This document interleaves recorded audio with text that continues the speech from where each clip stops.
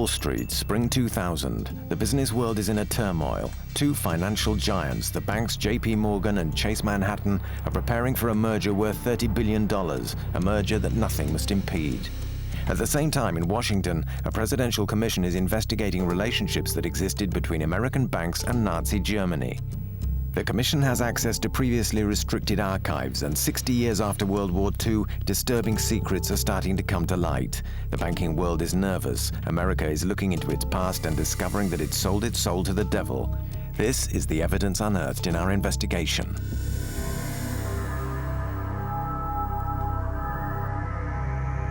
By the spring of 2000, the commission has been investigating the question of money and the Holocaust for 2 years.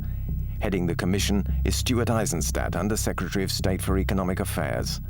It is he who appointed the commission's research director, Mark Mazurowski. The commission's task is an onerous one, to establish the responsibility of American banks during the war and to reach an agreement regarding the compensation of the families of those deported, whose money has remained locked away in safes since the end of the war.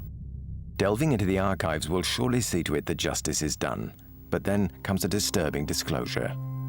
Un jour, 12 boîtes sont arrivées au bureau exécutif de la commission et je me suis renseigné sur l'origine de ces boîtes et elles provenaient d'un cabinet d'avocats à New York qui représentait justement la Chase Bank dans le cadre de la fusion avec Morgan. Les boîtes étaient vraiment très bien protégées, ce qui était quand même assez bizarre puisque si la commission devait faire le jour, enfin, devait éclaircir la situation, c'était vraiment un comportement assez inattendu. C'est-à-dire bien protégé. C'est-à-dire qu'elles étaient dans une salle particulière et puis personne n'avait droit d'accès. Et il fallait demander la permission. Alors moi j'ai demandé en fin de compte à la personne qui gardait les boîtes. Je lui ai dit écoute, je vais jeter un coup d'œil quand même parce que en ma qualité de directeur de recherche, il faut que je sache et que moi de toute façon je connais l'affaire assez bien, enfin je connais le dossier. On m'a permis de regarder une boîte. Et j'ai dit parfait, alors j'ai regardé la boîte très rapidement et je me suis rendu compte que c'est des documents très incriminants sur la façon dont la Chase a profité des aryanisation en Allemagne. Il y avait également des documents sur justement le trafic des Rückwandermark, c'est-à-dire c'est le produit de la liquidation des biens juifs en Allemagne et le recyclage de ce produit sur le marché américain en échange de devises étrangères. We know that Chase Manhattan, that JP Morgan, that some of the large money center banks in New York did have Jewish assets that were never returned to their owners. Monsieur Eizenstat avait insisté auprès de la commission qu'elle traite en profondeur des agissements des banques américaines en territoire occupé et dans le Reich. With the merger between JP Morgan and Chase imminent, the two men realized that there are problems at the heart of the commission. During the time that the two banks were in merger discussions, there would have been excellent leverage to go into their records and to do the kind of searching job that we urged other countries to do for their banks. That was not done. It just wasn't. Yet one man does get access to most of these documents. Norman Goda is a historian and not part of the commission. He has seen hundreds of documents which are damning for the Chase Bank. There are documents that show very clearly that Chase understood that the German government was buying dollars with blocked Jewish marks. The reason Chase got into this business to begin with was that there were about 550,000 Jews living in Germany. The belief was that they were all going to leave and that their assets would be left behind. And Chase is clearly excited after Kristallnacht because here you have Jews leaving in greater numbers with greater speed. And so it is not simply a case of Chase made this dollar amount or that dollar amount. The reason they get into the business is that they think this is going to be very lucrative for some time to come. The scam was a simple one. Turn the money stolen from the Jews into dollars. Chase accepted the deal, known as Operation Rückwandermarks. It was a very profitable operation too, because for each exchange, the bank took a commission 15 times greater than usual. over the course of this practice, which ran from 1936 to 1941.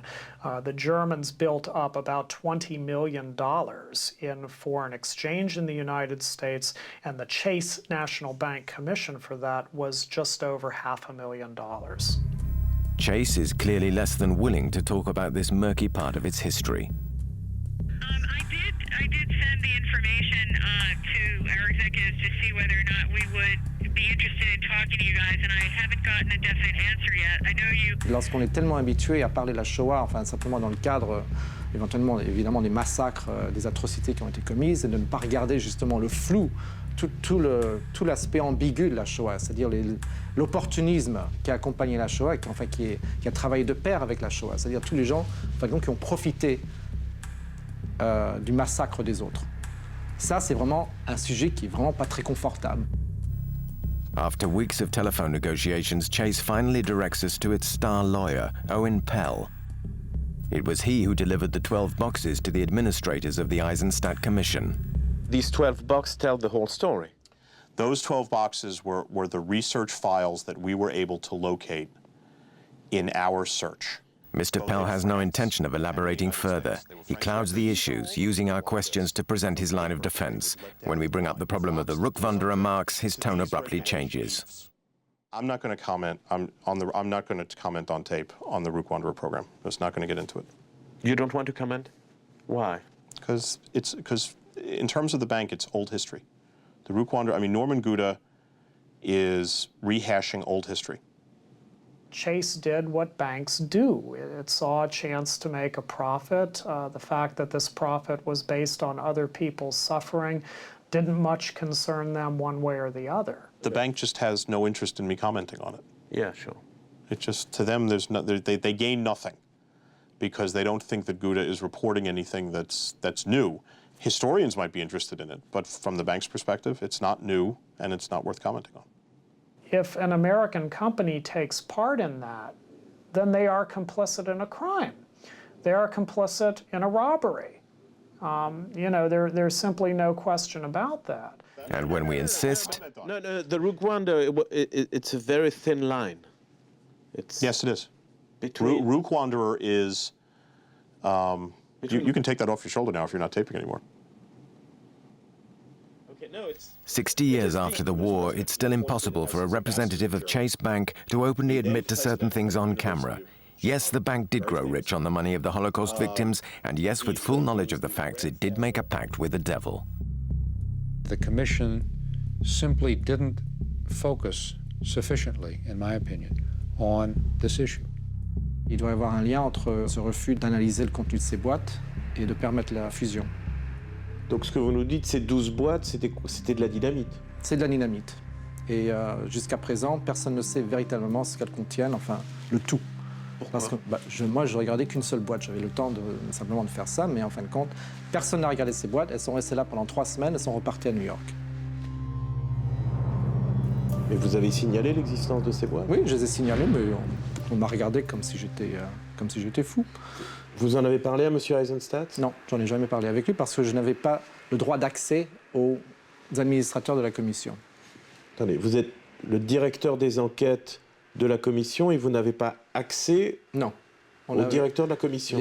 Les 3 directeurs de recherche qui étaient mis en place au sein de la commission n'avaient pas le droit de s'adresser aux administrateurs de la commission, c'est-à-dire au conseil d'administration, sans l'accord préalable de nos dirigeants administratifs.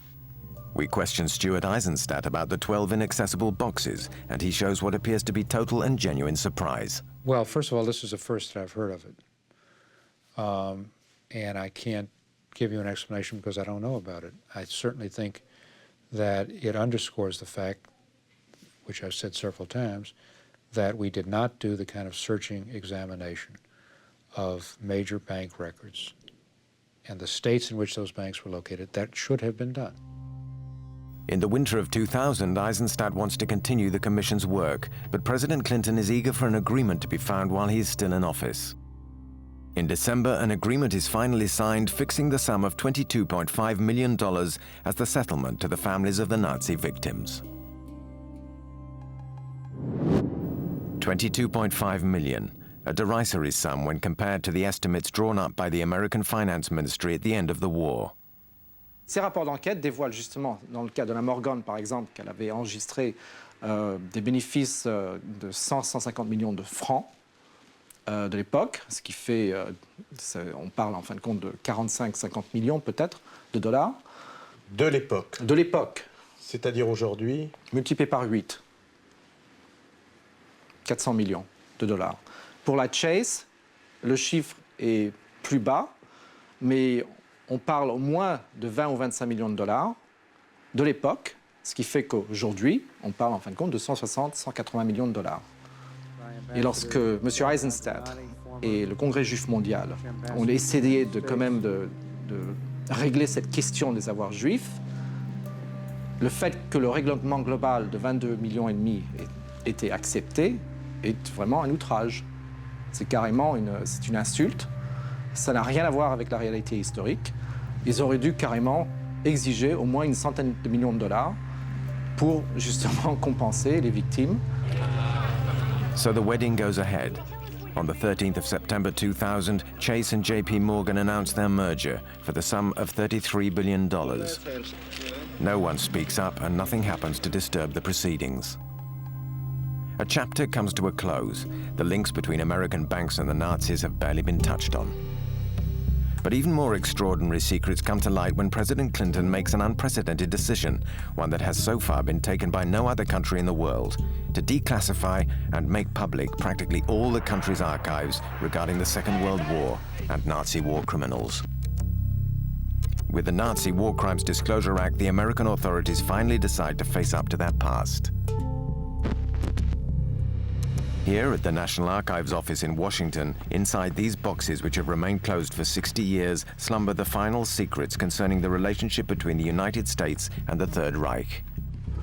Since January 1999, 8 million documents from every branch of the American Secret Services have been available to historians of the Interagency Working Group, a body empowered by the Clinton administration. Thank you very much. You're welcome. Richard Brightman is in charge of the group. What he discovers after 6 years of research turns all preconceived notions on their head. When the concentration camps were liberated, was the fact of the Nazi extermination of the Jews really a terrible discovery? According to official declarations, no government was aware that a systematic policy of annihilation had existed.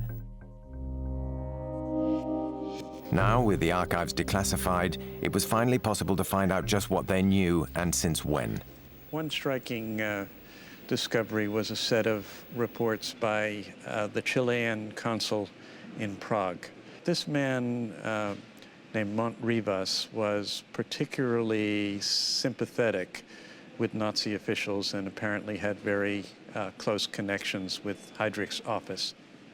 And he kept writing about things that he was seeing and hearing.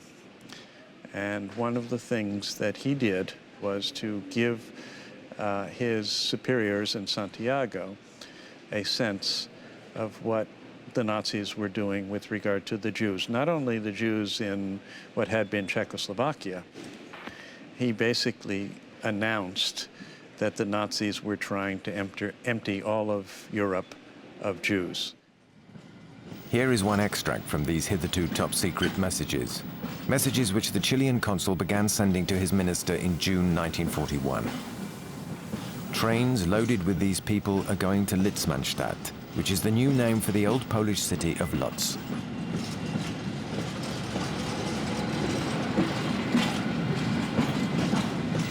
I have the impression that the intention is to get rid of the Jews at all costs.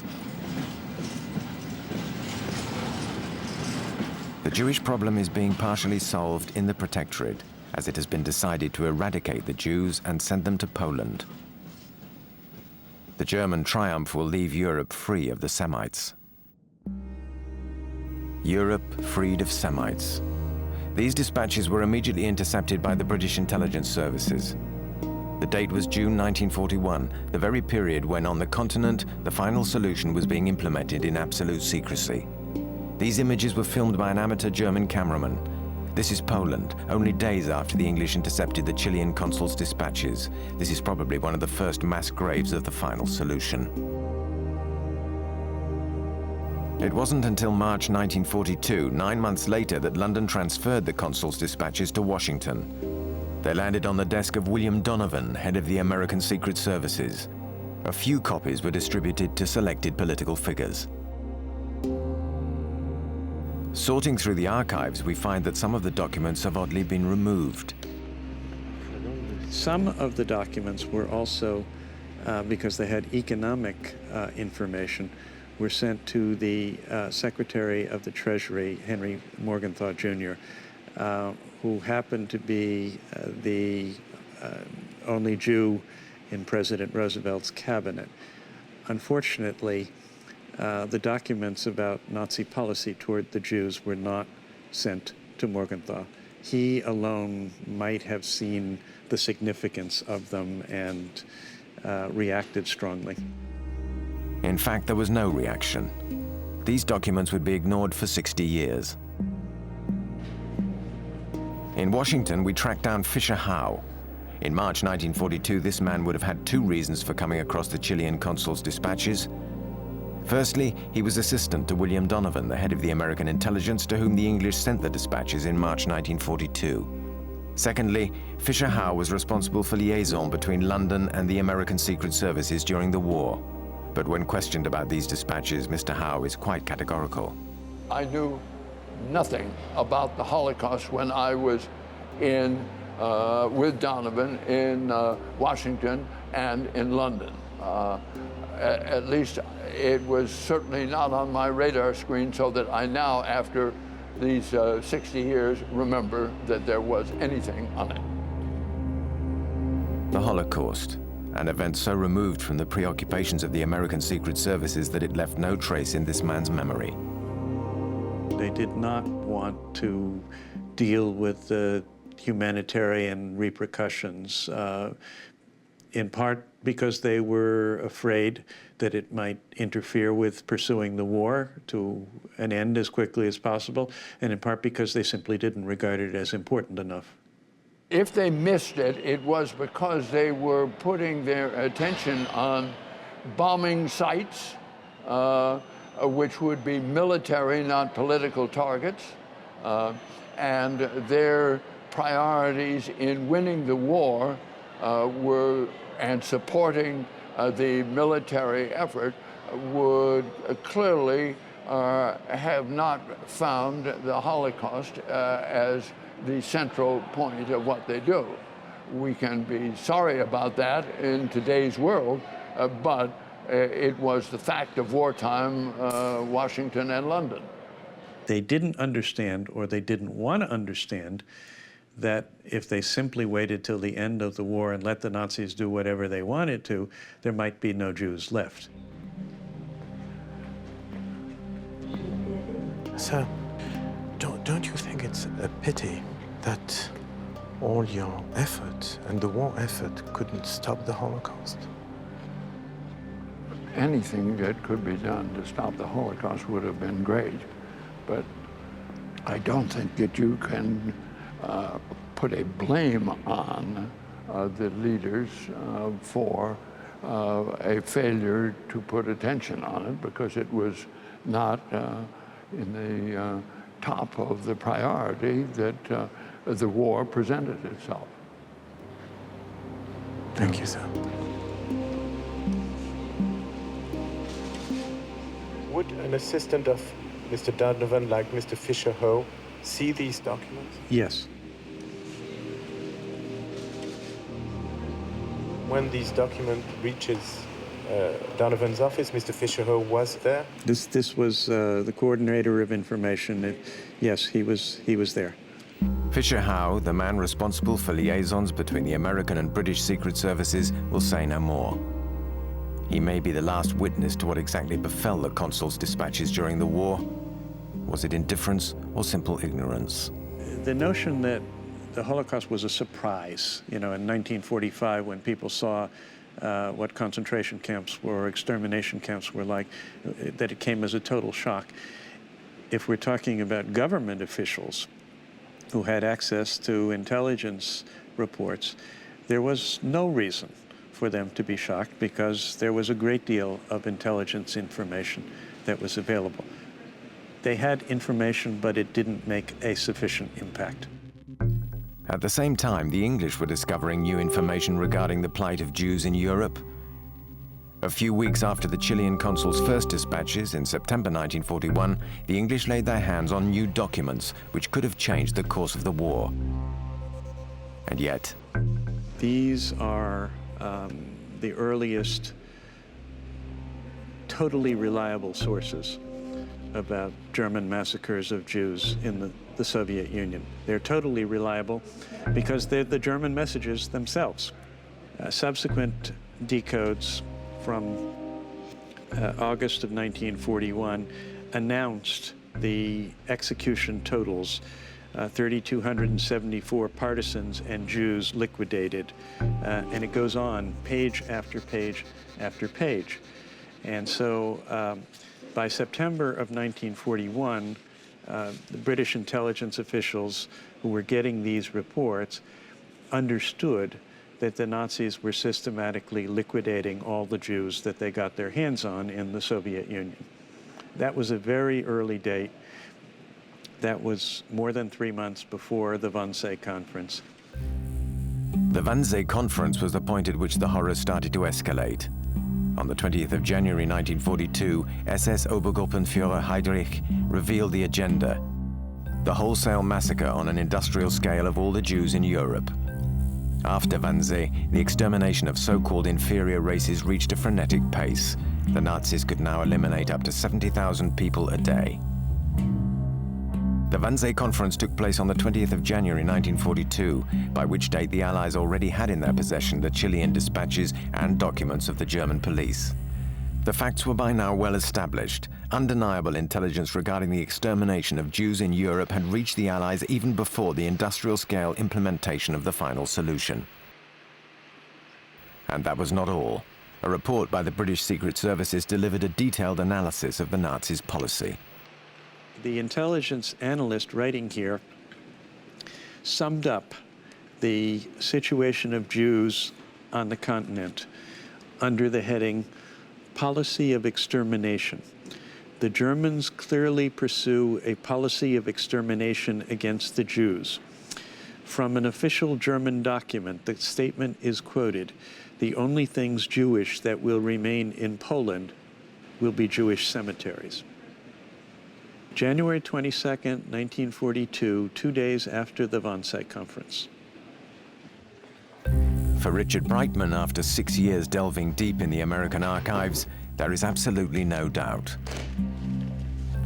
So the OSS officials who received this series of reports had a wealth of information, not just about specific Nazi killings, but about Nazi policies. They knew that the Nazis had a policy of exterminating Jews, period. By January 1942, 500,000 Jews had already been massacred, but more than 5 million men, women, and children whom the Nazis would later murder were at this point still alive. The Allies kept quiet about what they knew, even though the intelligence reaching Washington was increasingly precise. Lisbon, 26th of June, 1942. Germany no longer persecutes the Jews, it is systematically exterminating them. For several months now, the Third Reich has been brutally destroying the Jewish population by two effective means: starvation and mass execution. The German border, 7th of November, 1942. The exact date when Hitler decided to wipe the Jews from the surface of Europe in the most literal sense of the word, namely by killing them, is unknown. Each time intelligence reached the State Department, it was swept out of sight. They didn't want information of this kind widely circulated because it might press them to do things that they didn't think it was wise to do. The Holocaust might interfere with the Allies' carefully laid plans. It was better just to ignore it. While part of the government sunk deeper into a kind of passive complicity, there were a few men who tried to act. 2 years later, Joshua Dubois, a high-ranking civil servant in the Treasury Department, denounced this deliberate censorship. he drew up a report which today constitutes damning proof. State Department officials not only have failed to facilitate the obtaining of information concerning Hitler's plans to exterminate the Jews of Europe, but in their official capacity have gone so far as to surreptitiously attempt to stop the obtaining of information concerning the murder of the Jews in Europe. The evidence supporting this conclusion is so shocking and so tragic that it is difficult to believe.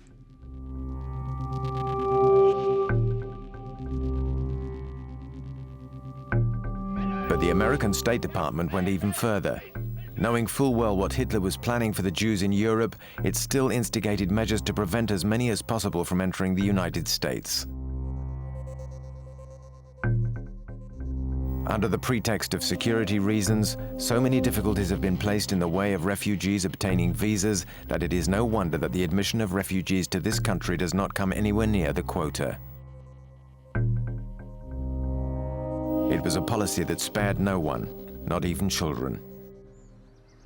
And yet in Europe, the only hope for many lay in the United States. While waiting, some took refuge in the Château de la Guette, a hunting lodge of Baron Guy de Rothschild, only a few kilometers from Paris. In March 1939, 130 Jewish children from Germany and Austria were hidden here until war broke out, among them Hannah, Werner and Martin. Moi, je suis là. Tu es là? Ah oui. Ah, j'étais quand mieux que maintenant, j'étais jeune. Oui, T'es mieux, moi toi, j'étais t'es là, là. moi je suis là. Oui, oui. Quand cette photo était prise, tout le monde voulait partir. Bah, Tout le monde voulait Tout partir. le monde aurait bien voulu partir. partir, mais personne ne pouvait partir tout seul. One man did all he could to help them. Robert Jablon, the Baron's personal secretary. La question s'est évidemment posée immédiatement d'explorer toutes les possibilités d'organiser l'émigration de ces enfants qui étaient particulièrement menacés. Et je suis entré en contact avec le consulat général des États-Unis à Lyon. L'état d'esprit dans toutes les familles, après la nuit de cristal, était fuir. Et fuir où? Aux États-Unis si possible, parce que c'était loin, parce que c'était un pays riche, parce que c'était un pays d'immigration traditionnelle. Le problème des États-Unis était un problème d'avoir des visas réguliers et ensuite d'organiser sous une forme parfois extraordinairement compliquée les transports. The transports did not get organized and danger was ever closer. The OSCE, the Children's Aid Organization, drew up a list of teenagers whose situation in France was critical. Francisca Kellner était à la Guette aussi. Après, il y a ta sœur, tiens. Et toi aussi, tu es sur la liste. Hein. Après, Heinrich Rosenthal, qui lui a été déporté. Hein. Nova Traut, pareil, il a été déporté. Est-ce qu'ils se rendaient compte que ces enfants risquaient la mort? Ils se rendent parfaitement compte. Peut-être pas tous, enfin, mais ceux qui déterminaient finalement l'action des autorités consulaires savaient parfaitement bien. Aucun problème. In August 1942, the Vichy government sent thousands of Jewish children to concentration camps. At that time, America was the only country negotiating with the French authorities to save some of them. It was ready to take 5,000, but the process was long and drawn out, and the organization of the Convoys of Hope became bogged down. In November 1942, diplomatic relations between France and the United States were severed, and Germany invaded the southern zone. This spelled the end of all emigration to America. In Washington, we found a group of survivors, some of whose names were on the lists of those children most in danger. In fact, none of them managed to reach the United States during the war. We caught up with them at the Museum of the Holocaust in front of the mosaic designed by children long after 1945. During the war and right after, the United States brought out 1,000 Jewish children.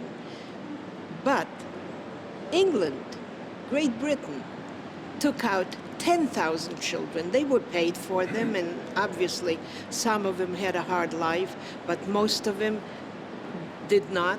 And the upshot of the story is they survived. The 10,000 children survived. So if Great Britain could open their,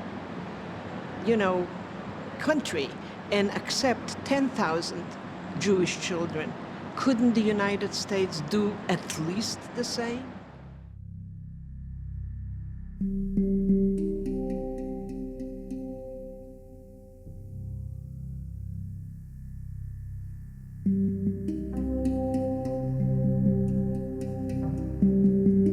After the war, the hunt was on for all those guilty of these barbaric acts. At the Nuremberg trials, several top Nazis were tried for crimes against humanity. Hitler, Himmler, and Goebbels had all committed suicide, Eichmann and Baumann had disappeared, but thousands who had taken part in the massacres were still at large. Part of the American Secret Services began a hunt for war criminals, but only one part. Robert Livingston worked for the US Army's Counterintelligence Corps. In 1946, he was sent to the Austrian Alps, a spot where many war criminals had taken refuge. The CIC was primarily concerned for a few months or maybe a year or so, of course, with tracking down Nazis. That was its main job at the very beginning, although that quickly changed. There was a list and there was a chart, which we all had on the walls of our office, of automatic arrest categories. If you encountered somebody from the party itself, you were supposed to arrest him. And I remember going into the office of my non-commissioned officer, and I said, "What about this automatic arrest category?" "Forget about it," he said. "We're after the communists now." Both sides of the Iron Curtain were gearing up for the Cold War. The hunt for Nazis turned into a recruitment drive. David Murphy worked for the CIA in Berlin during the 1950s. According to him, it was the Russians who started it. Well, in Berlin, we knew very well that they conducted a big operation of recruiting ex-Nazis, ex-Abwehr officers. But in most cases, or in many cases, the Germans themselves would come to us and say, "Hey, I've been asked by the Russians to do this. What should I do?" They tried to recruit them. We knew they were trying to recruit them, and so we would recruit them first and play them back against the Soviets. The race was on. The Soviets had a head start, and the Americans were ready to try anything to catch up. In Brussels, we met Peter Bagley. He arrived in Austria in the 1950s and a few years later became the worldwide head of CIA counter-espionage with regards to the Soviet Union. Notre but était toujours de recruter des sources, des informations sur l'Union soviétique, dont nous ne savions absolument pas assez, et nous étions toujours sous pression de nos chefs à Washington pour obtenir des données sur les soviétiques. Et on a cherché partout les informations. Et c'est tout à fait possible si quelqu'un prétendait avoir de bonnes informations de l'Est, qu'on aurait pu au moins parler avec lui. At the end of the war, Ladislav Nieznański was a young Slovak of 27. He decided to approach the Americans to help them in their fight against communism. The Americans were well aware of Nieznański's past. They knew he had led a pro-Nazi militia unit attached to the German army. Among other notches on his belt, his unit had captured a group of Anglo-American secret agents who were later deported to Mauthausen. This is the only OSS experience where they were prisoners of war in a concentration camp, where they were grilled savagely and tortured and then shot. Yet after the war, the American recruited Nieznański. Oh, well, the Americans recruited a lot of people. It has been said in the American intelligence community, when we divorced the Russians, we married the Germans. In Bratislava, we met the man appointed by the Americans to interrogate Nieznański the day he showed up seeking asylum as a political refugee. This man's name is Józef Wiesen. The Americans felt that Wiesen was a man they could trust, a source of intelligence about Eastern Europe. In his office, he told us about his first encounter with Nieznański. Asi po hodine rozprávania sa tak zamyslel, zbadal som, že sa niečo v ňom láme a hovorí, viete čo, ja som dúfal, že stretnem človeka, s ktorým sa dá rozumne rozprávať. Ja nie som utečenec, ja nepotrebujem politický azyl, ja som vyslaný československou špionážou vojenskou ako spravodajca na pôsobenie v americkej zóne medzi utečencami. Tam prvý americký záujem vznikol, keď som povedal, on je vyslaný ako špion. During our interview, we noticed two small busts on top of the TV set behind Vicen. The first one is a statue of Andrei Hlinka, founder of a militia which bore his name. Trained by the SS, Hlinka's men sowed terror and wiped out resistance members. The second statue represents Josef Tiso, head of the collaborationist government and responsible, among other things, for deporting 70,000 Slovakian Jews to the death camps. He was sentenced to death and hanged in 1947. Totiž, hej, to bola konfederácia politických väzňov.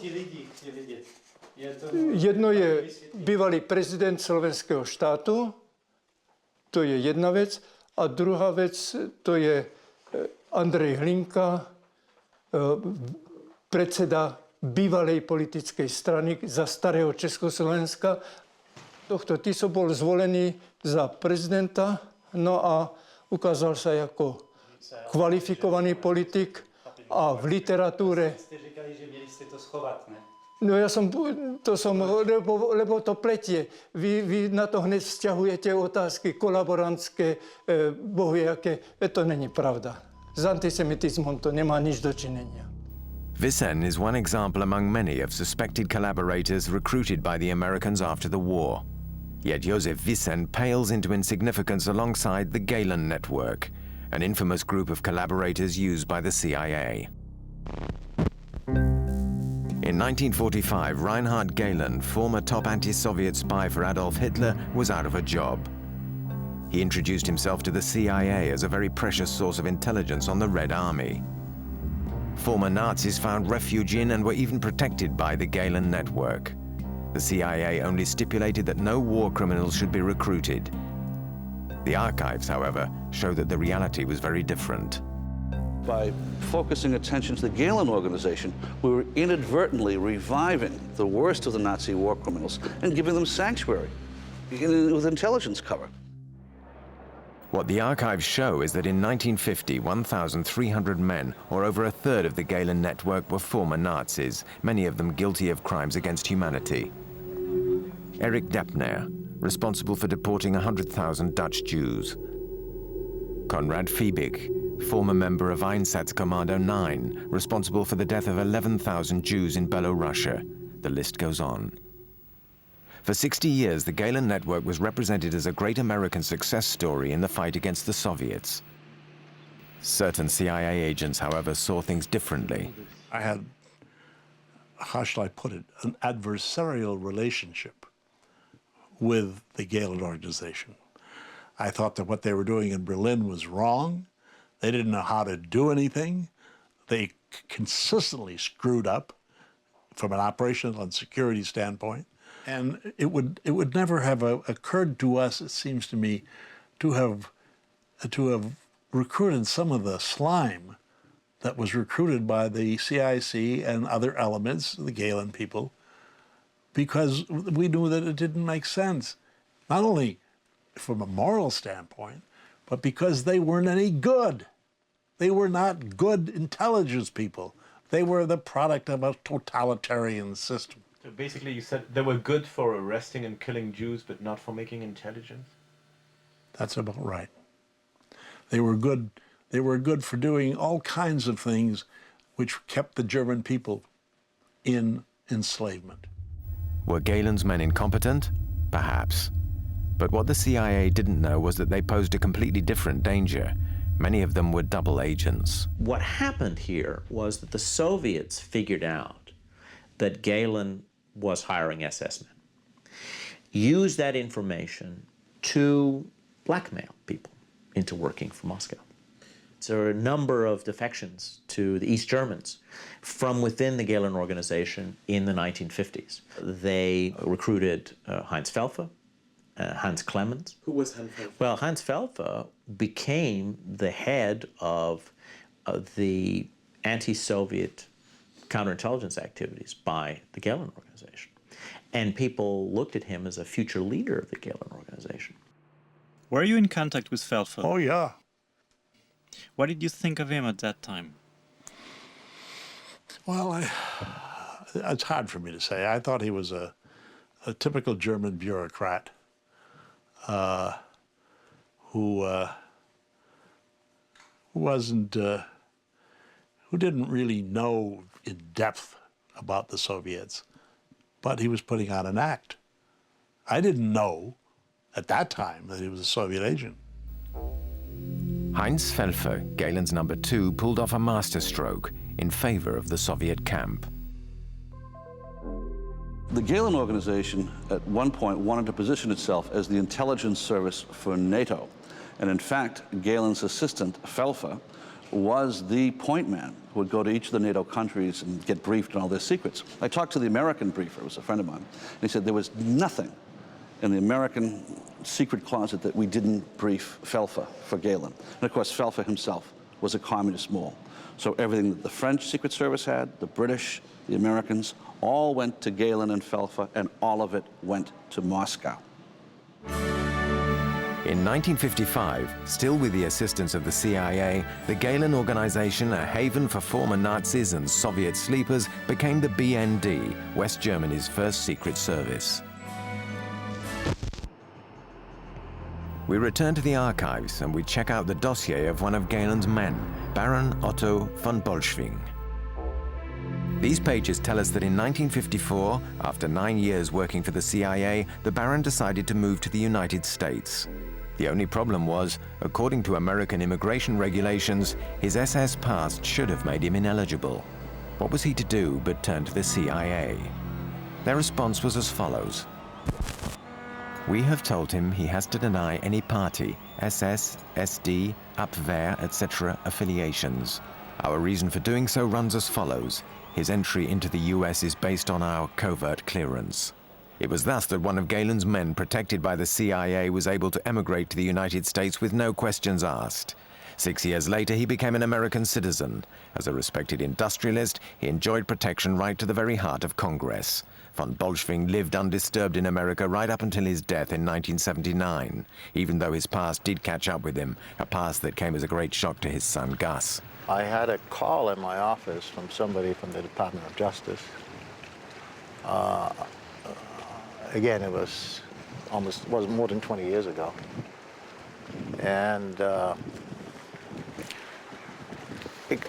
telling me about my father, and that they want to denaturalize him. And I says, what are you talking about?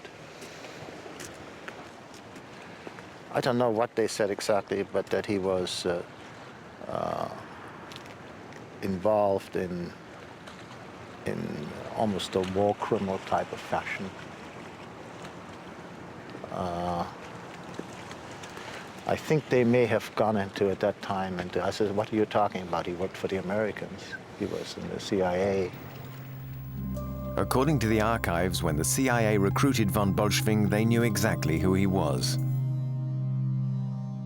The CIA knew that Otto von Bolschwing had been Heinrich Himmler's representative in Bucharest. They knew that he had a very close relationship with the Iron Guard, which was an even more anti-Semitic organization than the Romanian government. Indeed, the CIA knew that von Bolschwing had served as an advisor to the Iron Guard when it launched its pogrom against the Jews of Bucharest in 1941. The CIA knew that von Bolschwing had helped the leadership of the Iron Guard leave Romania. What he did was to encourage Romanian fascists to commit crimes against humanity. Far from being a mark against him, his relationship with the most extreme Romanian fascists smoothed his entry into the CIA. This information was essential to their decision to want to hire him. They wanted to hire von Bolschwing because he could get them access to these iron guardists who were living throughout Europe in 1949. But von Bolschwing had held back a secret, one unknown even to the CIA. In the anti-Jewish department, he worked with his fellow Austrian, Adolf Eichmann. What the CIA did not know was that in the 1930s, von Bolschwing had been Adolf Eichmann's tutor in the ways of Judaism. It's in the anti-Jewish department that von Bolschwing writes of the value of pogroms. He said the best way to get the Jews to leave Germany was to scare them. Himmler noticed von Bolschwing's work, and after the Anschluss, after Germany and after Austria was joined with Germany, Himmler sent von Bolschwing and Eichmann to Austria to begin the process of expropriating Jewish property. Did your parents talk to you about the Holocaust? I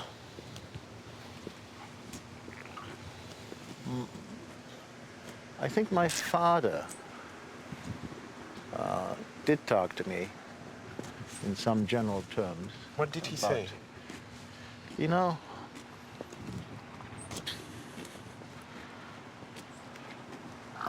I think just something to the general effect that it was a horrible blight on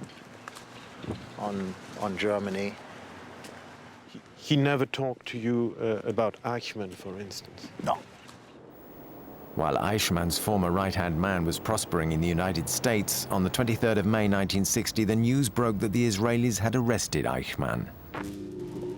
להודיע לכנסת כי לפני זמן מה נתגלה על ידי שירותי הביטחון הישראלים אחד מגדולי פושעי הנאצים, אדולף אייכמן. אדולף אייכמן נמצא כבר במעצר בארץ ויעמוד בקרוב למשפט בישראל. Von Bolschwing knew that in preparing the case against Eichmann, the Israelis would be looking through the archives of the SS Jewish Affairs Bureau, where his name was very prominent. Panic-stricken, he warned the CIA, which took immediate action. It is our assumption that the subject may be named as Eichmann collaborator and fellow conspirator, and that resulting publicity may prove embarrassing to the US. In fact, the former Nazi had just applied to the State Department for a post in India. Some of the CIA top brass considered erasing von Bolschwing's SS past from his file, but the risk was too great. So von Bolschwing was summoned to a meeting by two agents. The interview was summed up thus. It was clearly pointed out that the documents on Eichmann established the fact that he had told the agency representatives far less than the truth about his Nazi activities. The purpose of our meeting was in no sense punitive. It was to draw his attention to the scandal that might result if he pressed his desire for employment and his congressional sponsors were caught out in the publicity. The Baron withdrew his candidacy for the post, and in exchange, the CIA guaranteed him silence. Otto von Bolschwing lived peacefully in the United States for another 18 years, where he indulged his favorite pastime, luxury cruises. Do you think America was right, or the CIA was right, to bring your father in America? Well, I'm happy that they did, because otherwise I wouldn't be an American. And I think it's the most wonderful thing that's happened to me. I think ultimately, for what we stand for, probably not. After 1945, from 5,000 to 10,000 Nazis found refuge in the United States. 60 years later, the IWG historians continued to delve deep into the archives. Despite Stuart Eisenstat's bitterness, the commission he led has concluded its investigation. As for Mark Mazurowski, he wishes to continue, believing there are plenty more uncomfortable truths to be uncovered. La question de l'or est inexistante dans le rapport final de la commission. Et ça, c'est une décision politique. The question of the gold, an important one that everyone has been careful to avoid since the end of the Second World War. It goes right to the heart of American monetary policy. Regardons simplement la Banque fédérale de New York. L'accusation majeure contre cette banque, c'était qu'elle avait accepté justement des lingots d'or qui avaient été, entre guillemets, contaminés par les avoirs des victimes du nazisme. Contaminés, c'est-à-dire? C'est-à-dire qu'il y avait des traces chimiques, enfin, des résidus chimiques résultant de la fonte des objets personnels qui avaient appartenu aux hommes et aux femmes juives qui avaient été, en gros, exterminés à Auschwitz et dans les autres camps de concentration. C'est une question très délicate parce que ça veut dire, en fin de compte, que l'Amérique était susceptible de recevoir ces lingots dès la seconde moitié de 1939. C'est-à-dire que l'Amérique devait dire non à certains lingots et oui à d'autres. Et ça, elle ne pouvait pas se permettre parce que la valeur du dollar était carrément soudée à la valeur constante du lingot d'or, à 35 $ l'once. Et toute déviation, toute question, toute incertitude pourrait, enfin, aux yeux en tout cas des dirigeants américains, détruire carrément la politique monétaire des États-Unis, ce qui fait qu'ils ont créé carrément leur propre carcan. Et ça explique en partie pourquoi l'Amérique, en fin de compte, s'est désistée de toute prise de position sur l'origine des lingots, même si ces lingots avaient été pillés, même s'ils contenaient le résidu des objets de famille des victimes du nazisme. Aujourd'hui, une partie de l'or qui circule à travers le monde contient les valeurs des victimes. In the Eizenstat Commission's final report, only a few lines touched on the question of this gold. For the victims of the Holocaust, justice still remains to be done.